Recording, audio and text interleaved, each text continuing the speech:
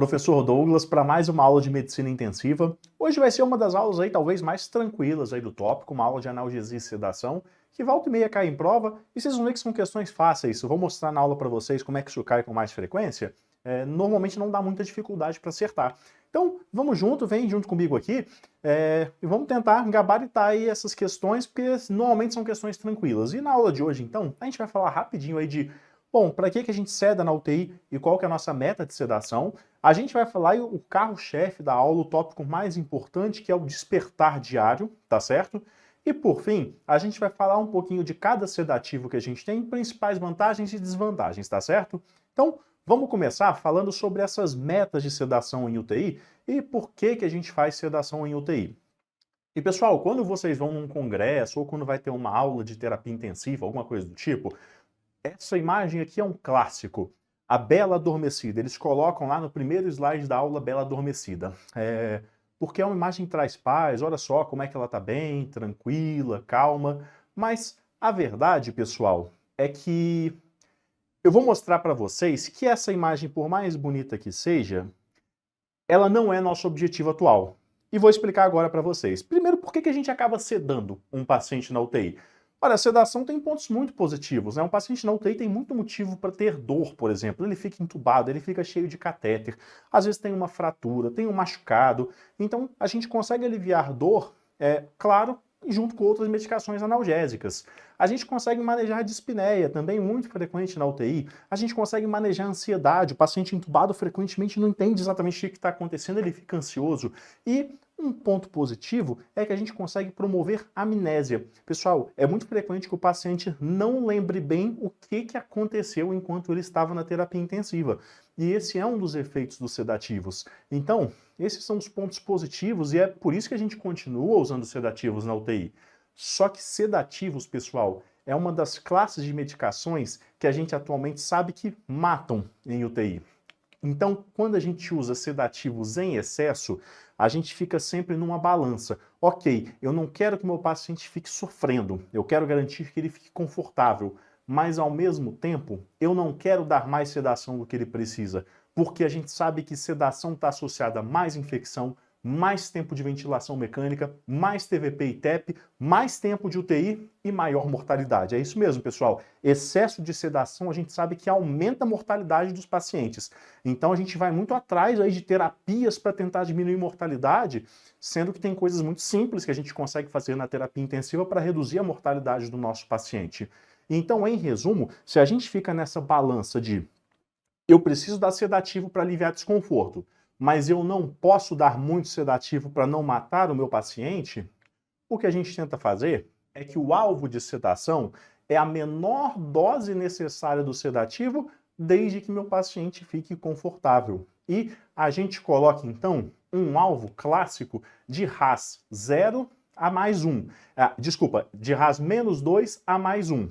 Às vezes é colocado de menos 2 a 0, varia um pouco de estudo para estudo. Então agora a gente vai falar rapidinho aí dessa escala de RAS, o nosso alvo de RAS aí de menos 2 a mais 1. Eu sei que vocês aí já provavelmente fizeram evoluções em UTI, já escreveram sobre isso, mas vamos falar rapidinho dessa escala. Eu já vou falando para vocês, pessoal, que essa escala, eu nunca vi cair em prova, por exemplo, qual é a escala de RAS do paciente. O que é diferente do Glasgow. O Glasgow vocês precisam saber de trás para frente. Volta e meia tem uma questão de prova que é qual a escala de Glasgow do paciente. O RAS não, mas de vez em quando tem uma questão que bota lá, o paciente está em RAS menos 4. E, às vezes, para responder a questão, você precisa saber o que é o RAS menos 4. E qual que é a vantagem dessa escala? Pessoal, essa escala ela é razoavelmente simples e ela tem muita concordância entre examinadores diferentes. Então, por exemplo, se eu olhar um paciente agora e falar que ele está em RAS menos 1, provavelmente se você for olhar, você também vai falar que está em RAS menos 1. E provavelmente enfermeiro também, e provavelmente fisioterapeuta também, e nutricionista também. Então tem uma grande concordância entre examinadores diferentes e profissionais diferentes. É por isso que a gente acaba usando muito essa escala aqui, tá certo, pessoal? Então, vamos lá, de baixo para cima. Os pontos negativos são o polo sedação. Os pontos positivos são o polo agitação. Então, delírio hiperativo, tá certo, pessoal? O que é mais cobrado é que vocês saibam a parte de baixo, a parte negativa. Então, vamos começar pelo mais negativo, que obviamente é o paciente comatoso. O RAS menos 5 é o paciente que não tem nenhuma interação com o examinador, tá certo? O RAS menos 4, então, progressivamente, o paciente vai ficando um pouquinho mais acordadinho. No RAS menos 4, quando você faz um estímulo físico no paciente, ele esboça um movimento ocular, às vezes ele até abre o olho. Mas importante, quando você chama o paciente, ele não abre o olho. Ele só abre o olho se você balança ele, se você faz um estímulo físico. E é isso que diferencia o menos 4 do menos 3. No menos 3, você não encostou no paciente, você chamou o paciente e ele abriu o olho, mas ele não olhou para você, ele não fixou o olhar em você, que é o que difere o menos 3 do menos 2. No menos 2, você chama o paciente, ele abre o olho e ele olha para você. Só que ele não sustenta, ele está mais sonolento, ele olha um pouquinho para você e depois ele acaba fechando o olho, tá certo, pessoal? Então o tempo que a gente considera é de 10 segundos. Se ele olha para você por 10 segundos, então a gente considera que ele é um RAS menos 1, se ele sustenta por mais de 10 segundos. Por menos de 10 segundos é o RAS menos 2. Então, no fim das contas, já falei para vocês o que é o menos 1. É o paciente que ainda está sonolento, que você vai lá, fala, seu fulano, ele abre o olho, olha para você e consegue sustentar. E quando você sai, ele volta a dormir. E o RAS 0, então, é o paciente que está lá, vigil. Ele está de olhão aberto, olhando para um lado, olhando para o outro, mas está calmo. Os pontos positivos, normalmente, eles não cobram. Mas o que eu quero que vocês saibam? Em geral, o RAS mais 1, a gente tolera como alvo de sedação. Por quê? Se você não considerar que ele está desconfortável, que ele está inquieto, mas que potencialmente seja um delírio ou algo do tipo, você pode tolerar porque o paciente não está agressivo, ele não coloca a si mesmo e nem aos outros sob risco. Por outro lado, a partir do mais 1, acima do mais 1, mais 2, mais 3 e mais 4, a gente considera as agitações perigosas, tá certo, pessoal? É isso que eu preciso que vocês saibam aí da escala de RAS. E aí, vamos prosseguir aqui agora para despertar diário. Pessoal, eu já falei com vocês então que o nosso objetivo de sedação na UTI é a menor dose possível, desde que meu paciente fique confortável. E a partir daí, a gente começa a pensar em estratégias para poupar o uso de sedativos. E uma das que é mais validadas e mais utilizadas, porque ela é simples, é o despertar diário.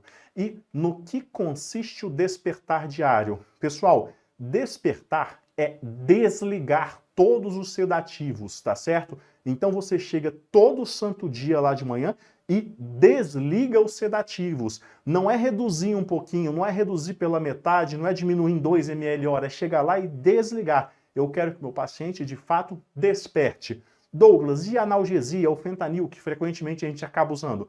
Você continua utilizando conforme seja necessário para manter seu paciente sem dor.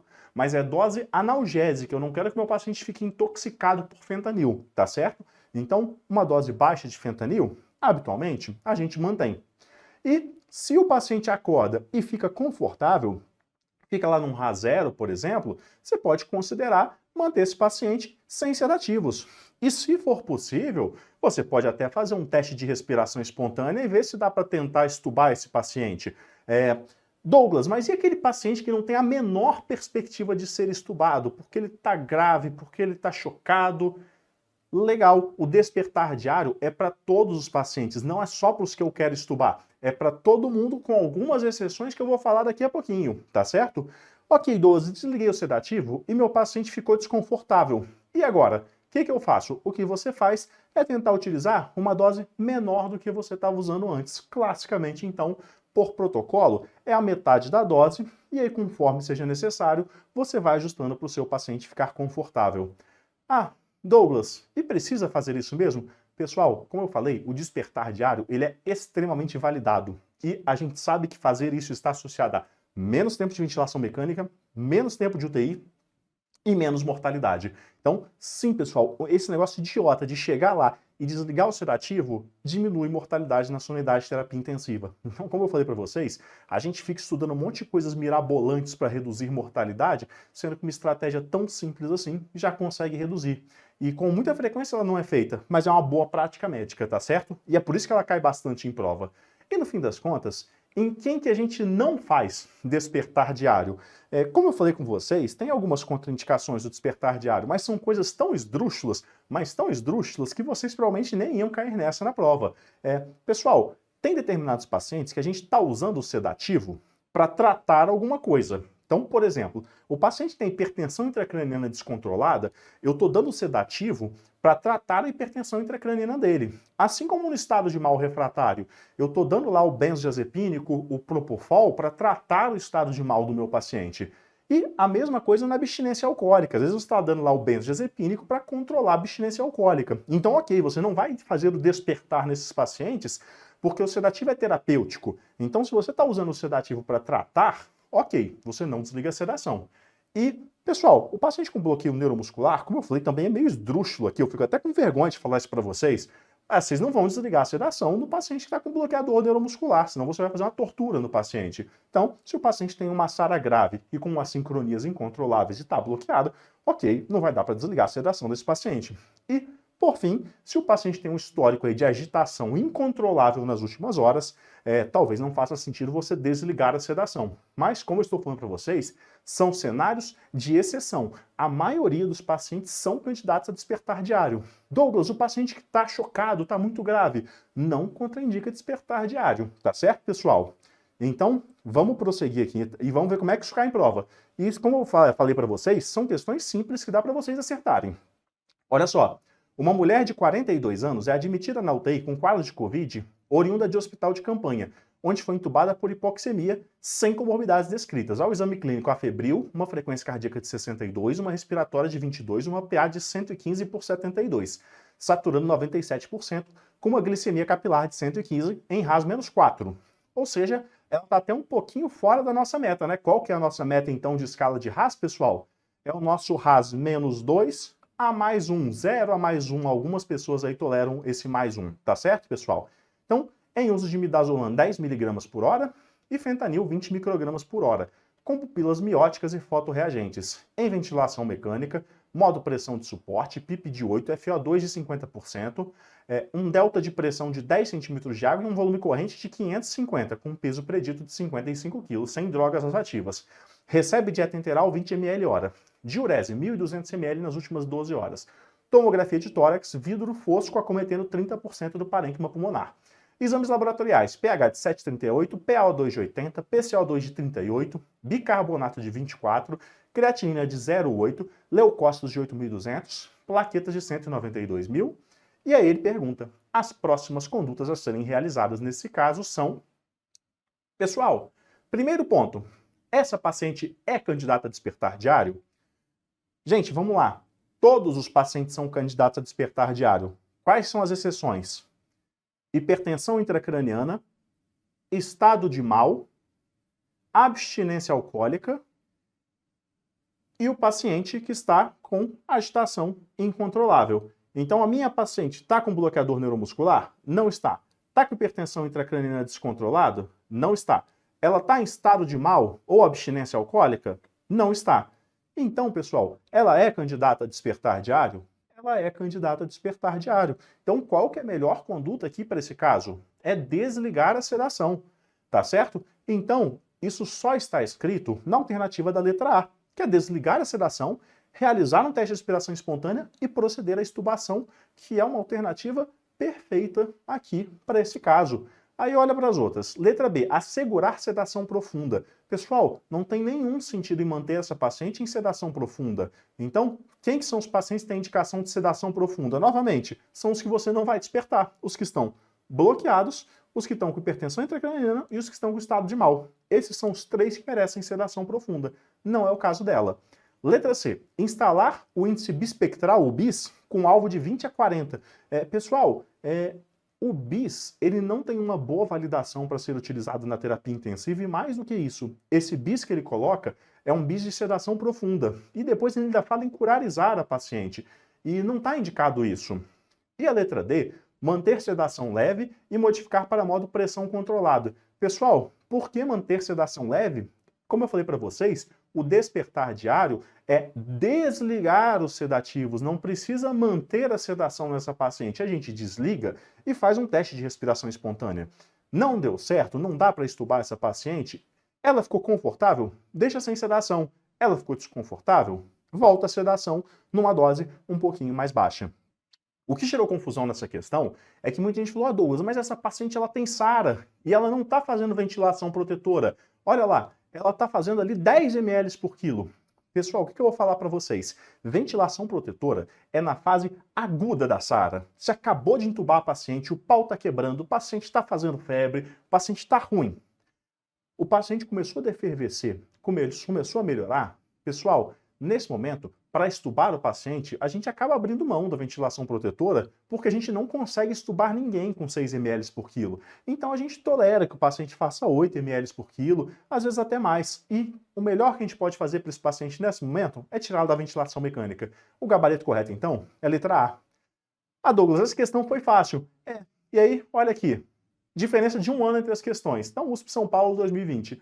Um homem de 47 anos, previamente rígido, foi internado na UTI por quadro de insuficiência respiratória grave, com necessidade de ventilação mecânica por pneumonia por H1N1. Ficou em ventilação mecânica por 4 dias, ficou bloqueado por 48 horas e 2 sessões de prona. Então ele ficou bem grave. Evolui com melhora gradual das trocas gasosas, hoje está com noradrenalina em dose baixa, estável hemodinamicamente, sedação leve com propofol e fentanil, RAS-1. Está em ventilação mecânica, modo pressão controlado, com pressão de pico de 20, PIP de 10, volume corrente de 500, com 8 ml por quilo de peso predito, e tem relação PaO2 e FiO2 de 200, recebe oseltamivir. A conduta mais adequada para este paciente neste momento é... Vamos lá, pessoal. O paciente está em estado de mal? Está com hipertensão intracraniana? Está com bloqueador neuromuscular? Tem histórico de agitação incontrolável? Nada disso? É candidato a despertar diário? É candidato a despertar diário. O bloqueador neuromuscular foi lá atrás, ele não está mais bloqueado. Então, neste momento, a melhor conduta é despertar diário, que é desligar a sedação. Isso está escrito na letra A e na letra D. A letra A fala desligar a sedação e realizar um teste de respiração espontânea. Legal, ótima alternativa. A letra B fala em manter a sedação.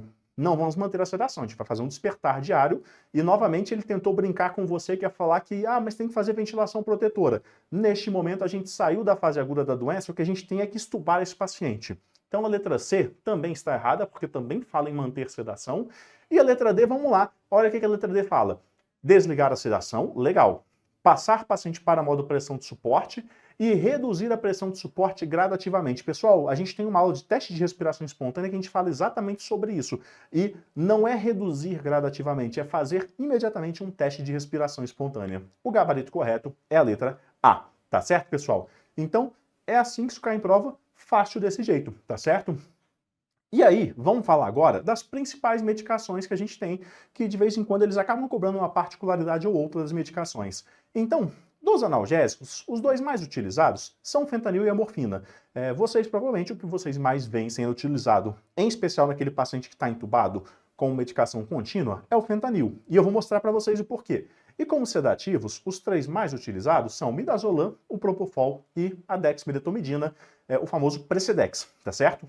Então vamos lá. Só para a gente lembrar, não é o tópico da aula de hoje, mas os opioides então. Qual que é a característica da intoxicação por opioides? Então, pupilas mióticas, o rebaixamento de consciência e a bradipneia. Ou seja, aquele paciente que você está lá dando fentanil, que está com pupila miótica, ele está basicamente intoxicado por fentanil. Então você está dando uma dose provavelmente até mais alta do que esse paciente precisava. E quais são os efeitos colaterais aí dos opioides? Então, constipação, delírio e, eventualmente, retenção urinária.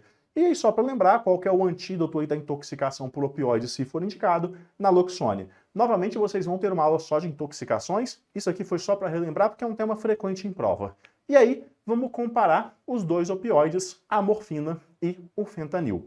Então, só para lembrar, o fentanil, ele é 100 vezes mais potente do que a morfina. Então, consequentemente, ele tem um risco maior de intoxicar. É por isso que é muito frequente aquele paciente na UTI ficar com pupila miótica intoxicado pelo fentanil.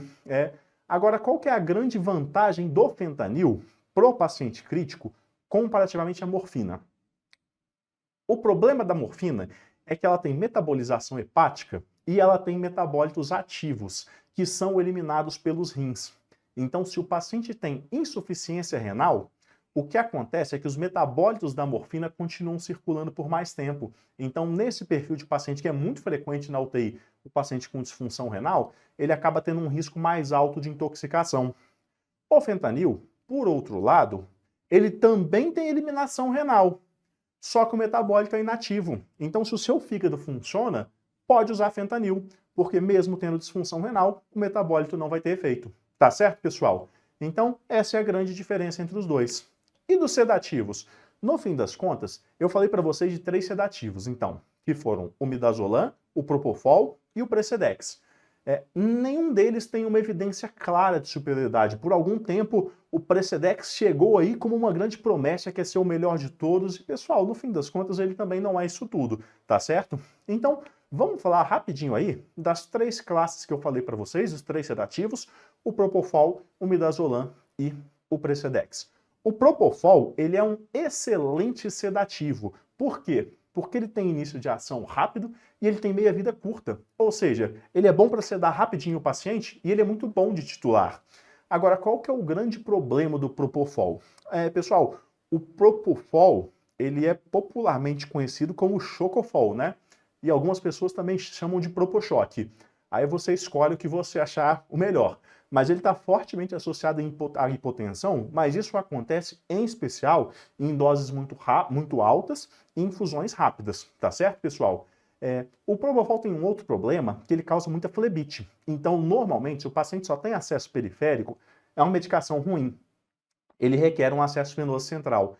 E o propofol está associado a um negócio que é a síndrome de infusão de propofol, que isso cai em prova. Então, eu vou deixar uma aba à parte para falar sobre isso mais para frente na aula. O midazolam, pessoal, sendo muito sincero com vocês, é o pior dos sedativos. Ele pode ser feito em via periférica, agora ele tem um grande problema. Então ele tem essa vantagem que não precisa do central, agora qual que é o problema? Pessoal, a duração do efeito do midazolam é extremamente errática. Então, como uma medicação de infusão contínua, em especial nesse perfil de pacientes de idosos, obesos e com disfunção renal, a gente nunca sabe quanto tempo esse midazolam vai ficar fazendo efeito. Então aquele paciente que fica lá 5 dias sedado com midazolam, às vezes ele demora dias para acordar. Por isso que não é um sedativo que seja muito adequado. E por fim, o Precedex, por que ele chegou aí como uma grande promessa? Porque a gente consegue manter o paciente mais acordado e confortável com o Precedex. Então a gente consegue ficar mais fácil naquele RAS lá de -2 a 0. Ele também tem meia-vida curta e pode ser usado em via periférica. Agora, ele também tem efeitos colaterais que são, em especial, hipotensão e bradicardia. E isso acontece com muita frequência se você acaba fazendo um bolus de Precedex. E então, no fim das contas, o Precedex ele é ruim para um paciente que está agitado agudamente, porque a gente não consegue fazer bolos. A gente acaba precisando esperar aí 20, 30 minutos para ele fazer efeito. O propofol já não tem essa desvantagem. E no fim das contas, a gente não tem estudos claros aí que mantenham um paciente com sedação com Precedex por um tempo muito prolongado, de semanas. Então, pacientes com perspectiva de ventilação mecânica por muito tempo, a gente não sabe a segurança do Precedex, tá certo? Então, vamos falar agora sobre essas classes de medicações.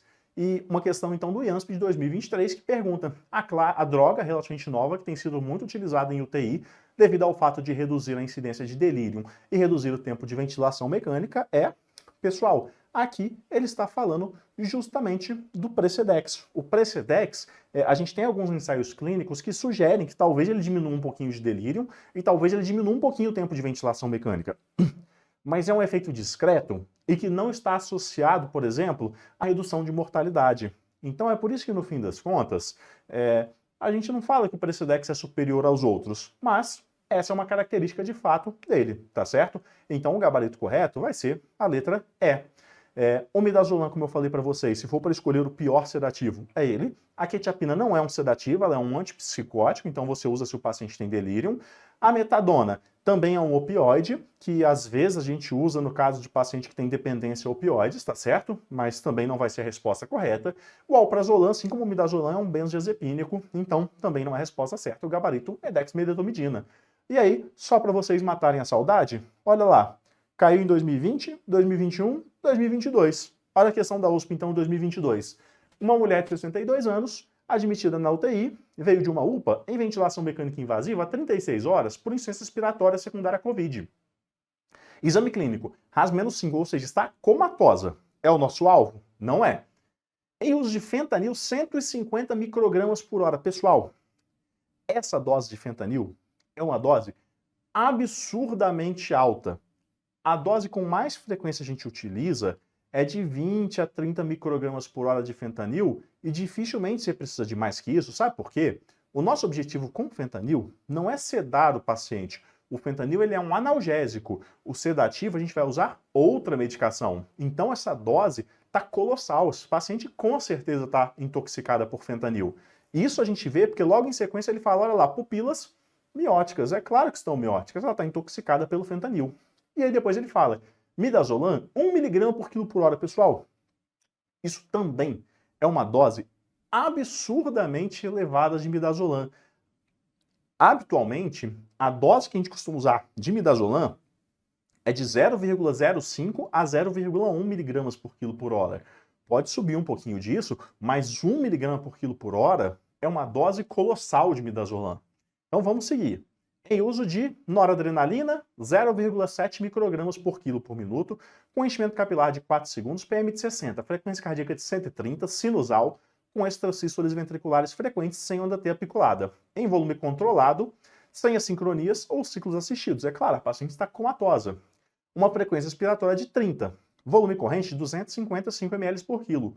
PIP de 12, pressão de platô de 28, FO2 60%, uma diurese de meio ml por quilo nas últimas 6 horas, exames laboratoriais com pH de 7,01, PO2 de 130, PCO2 de 70, um BIC de 10, uma create de 3,2, ureia de 112, sódio de 142, potássio de 6,2.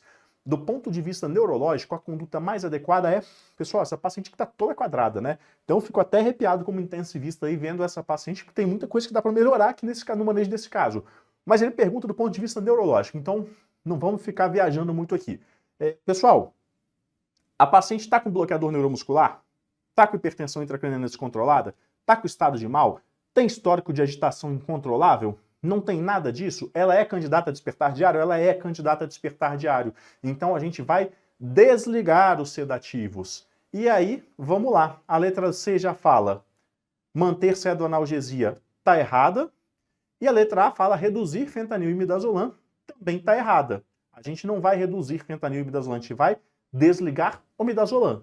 E aí a letra B fala reduzir fentanil e suspender midazolam, e a letra D fala suspender fentanil e midazolam. Aí que foi o problema. Pessoal, o que acontece? Lembra que eu falei com vocês que a gente mantém um pouco de analgesia conforme seja necessário para manter conforto da paciente? Então, uma conduta aceitável aqui realmente seria reduzir o fentanil, e não vai ser reduzir pouco não, vai ser reduzir muito, vai ser reduzir de 150 para 20 microgramas. Mas a gente não vai suspender, a gente vai manter ele em dose baixa, visando garantir que a nossa paciente fique pelo menos confortável. O gabarito correto, então, vai ser a letra B. Tá certo, pessoal? E aí, prosseguindo aqui o que eu prometi para vocês, a síndrome de infusão de Propofol, que é um negócio que o pessoal gosta de cobrar em prova, que não é tão frequente assim, na verdade é razoavelmente raro até de acontecer, mas eu vou falar para vocês porque as bancas gostam de cobrar esse negócio. Então, pessoal, só para lembrar, o Propofol é uma solução lipídica, por isso que ele é aquele branquinho. E a síndrome de infusão de Propofol, a gente não sabe direito a fisiopatologia dela, mas o que a gente sabe é que ela é dose dependente e tempo dependente. Então, normalmente, ela acontece quando o paciente está usando doses muito elevadas de Propofol, então maior que 4 mg por quilo por hora, e por tempo prolongado, então mais de 48 horas. Só para vocês terem ideia, pessoal, habitualmente, 1 a 2 mg por quilo é mais do que suficiente para sedar a maioria dos pacientes. Então, 4 mg por quilo é uma dose bem alta de Propofol, tá certo? E o quadro clínico é um quadro muito florido, mas que o grande marco dele vai ser a hipertrigliceridemia. Por quê? Porque o Propofol é uma solução lipídica, então vai subir os triglicérides. Só que associado a essa hipertrigliceridemia, O marco é uma disfunção de múltiplos órgãos, é uma rabdomiólise e uma acidose metabólica grave. Tá certo, pessoal? Então, é um quadro que é inespecífico, de choque, de disfunção de múltiplos órgãos. Então, vocês vão dar o diagnóstico pela dose de Propofol e pela hipertrigliceridemia.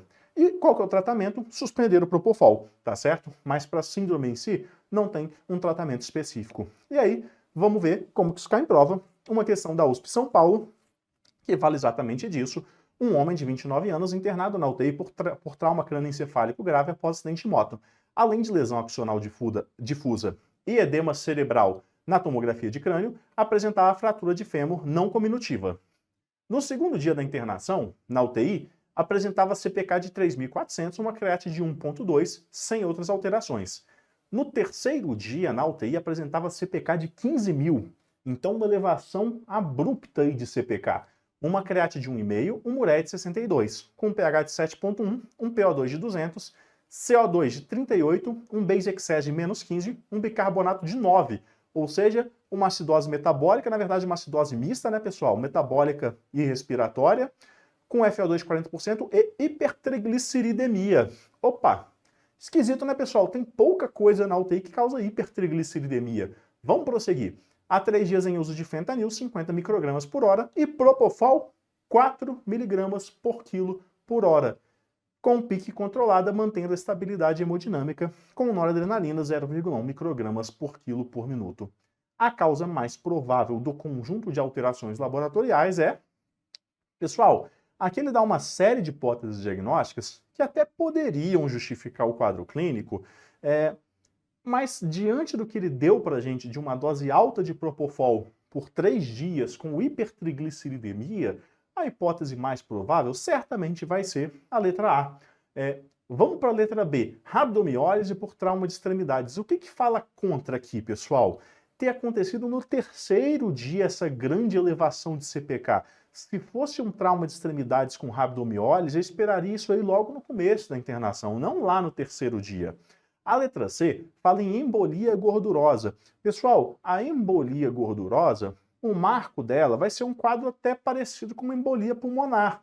Então, vai ser uma disfunção predominantemente respiratória, que até pode dar uma disfunção de múltiplos órgãos, mas não vai gerar esse quadro todo florido que está aqui de hipertrigliceridemia, de acidose metabólica. Então, tem muita coisa acontecendo. E, por fim, o choque séptico sempre vai ser um diagnóstico diferencial, mas no fim das contas, o choque séptico também não vai cursar com esse quadro todo florido aqui de CPK elevado e hipertrigliceridemia.